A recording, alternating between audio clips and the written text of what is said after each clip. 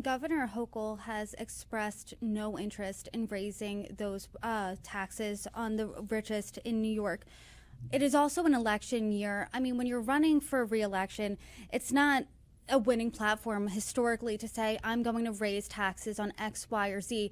Do you think the election has anything to do with her stance right now?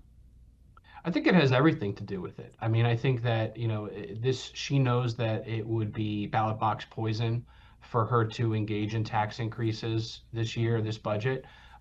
So that's why I think she started off the year by giving the mayor this $1.5 billion uh, give from the state budget, in the hopes that that would sort of appease him and his administration and say, okay, well, I guess maybe we don't need these taxes, Governor. But I think that, he's going to continue to press the case in Albany that we need a bigger share of the budget pie, which is frankly not a bad position for a New York City mayor to take. We always want to get closer to that dollar for dollar value that we give in taxes and receive back from Albany.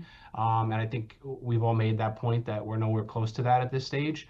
And I think the state could also help us by easing some of the mandates they've placed on us in the last decade or so, unfunded mandates, right, with respect to classroom sizes, 700, million dollars projected this year to be spent, not including capital costs, in order to, achieve compliance with this mandate that Albany's given us no help to meet. So I think that there's a lot of ways the governor can seek to help New York City fiscally, without actually dipping in either to the state budget or trying to tax folks even more. Do you think then this preliminary budget, because the mayor expressed numerous times in that press conference, this is only the preliminary budget, our last resort would be raising those property taxes. Do you think this is some sort of hardball negotiation tactic with Albany to say, I know there's no way you are going to raise the taxes on the rich. I want you to. It doesn't seem like you're going to. You don't want to see property taxes go up. No one in city council, it seems like, wants to see those property taxes go up. But instead, there's perhaps this third option of getting as much money from Albany as possible. If it is that kind of a tactic, then it's a poorly thought out one. Because the reality is the reaction from New York City political leaders across the five boroughs, across the political spectrum, Republican and Democrat, has been so universally against what he's putting forward that I actually think it no longer has the teeth that he thought it might have. So I called it tax mail earlier. He is trying to essentially, coerce the state establishment into giving him the tax increases he wants, or maybe even more budget support generally. But I think that they would then need to believe that the property tax levy he's proposing is a realistic option. But we've already made it clear it's not. So I don't think he's gotten any leverage out of this at all. And I think it's proven to be a political mistake on his part that's going to cost him moving forward.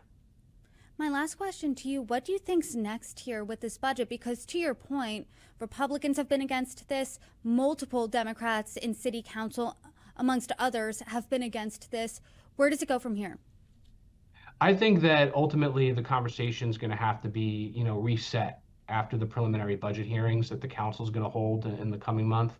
I think that ultimately, Albany is going to, deliver a hard dose of reality to this mayor. I do expect that maybe we'll get a little bit more support out of the budget, but I really don't believe he's going to get the tax increases he wants.